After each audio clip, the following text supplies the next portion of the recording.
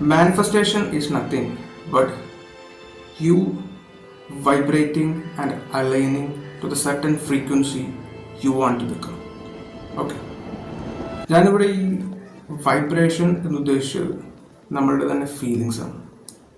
നമ്മളുടെ feelings actually ഒരു vibrations ആണ്.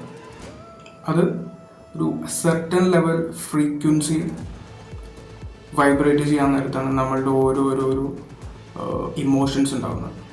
Which means your happiness and your anchor, your shame, anxiety, ഇതുപോലുള്ള എല്ലാ തരത്തിലുള്ള ഇമോഷൻസ് ആയിക്കോട്ടെ, ഫീലിങ്സ് ആയിക്കോട്ടെ, ഇതെല്ലാം ഒരു സെർട്ടൺ ഫ്രീക്വൻസിയിലാണ് വൈബ്രേറ്റ് ചെയ്യുന്നത്. വിച്ച് ഈസ് നമ്മളുടെ ബോഡിയിൽ. നമ്മളുടെ എല്ലാ റിയാലിറ്റിയും ഈ യൂണിവേഴ്സിൽ മൾട്ടി ഡൈമെൻഷനലായിട്ട് തന്നെ എക്സിസ്റ്റ് ചെയ്യുന്നുണ്ട് ഓൾ അറ്റ് വൺസ്. അത് നമ്മൾ എല്ലാ ദിവസവും നമ്മൾ അറിഞ്ഞോ അറിയാതെയോ അതിൻ്റെ ഉള്ളിലേക്ക് ഒരു ക്വാണ്ടം ജമ്പ് ബെൻഡിങ് എന്നുള്ള രീതിയിലേക്ക് നമ്മളത് അറിഞ്ഞോ അറിയാതെയോ നമ്മൾ ചെയ്യുന്നുണ്ട്. ഓൾറൈറ്റ്. ഇനിയിപ്പോൾ നിങ്ങളുടെ ലൈഫിൽ ഒരു കാര്യം തന്നെ ചിന്തിച്ചുകൊണ്ടിരിക്കുകയാണെന്ന് വിചാരിക്കുക. അതൊരു നല്ല കാര്യമാവാം, ചീത്ത കാര്യമാവാം, whatever it is. സോ അത് നമ്മുടെ ബ്രെയിനിൽ എന്താ സംഭവിക്കുന്നത് ഞാൻ പറഞ്ഞുതരാം. Brain neuro cells it will get A signal. ആ ഒരു സിഗ്നൽ പിന്നീട് ഈ സ്ഥിരമായിട്ട് ചിന്തിക്കുന്ന കാര്യമായതുകൊണ്ട് തന്നെ അതൊരു പാറ്റേൺ ആയിട്ട് മാറും. ആ പാറ്റേൺ നമ്മളുടെ റിയാലിറ്റിയിൽ, ആ റിയാലിറ്റി നമ്മൾക്ക് ആവശ്യമുണ്ടെങ്കിലും ഇല്ലെങ്കിലും ഉറപ്പായിട്ടും ഇവഞ്ച്വലി ആ റിയാലിറ്റി നമ്മളുടെ ലൈഫിലേക്ക് കടന്നു വരും. ഇതിന് ഏറ്റവും വലിയൊരു ഉദാഹരണം ഞാൻ പറഞ്ഞുതരാം.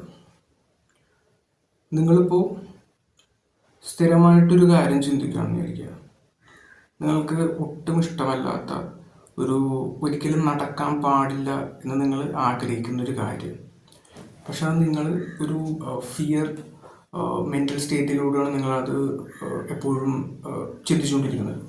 ലൈക്ക് നടന്നെന്തും എന്തായിരിക്കും ചെയ്യുക, അങ്ങനത്തെ ഉള്ളൊരു mind സെറ്റിലായിരിക്കും.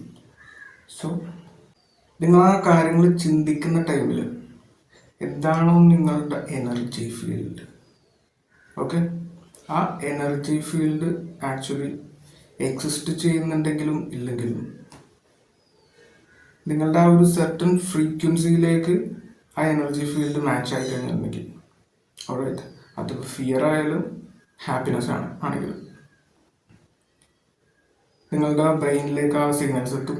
It will become A pattern.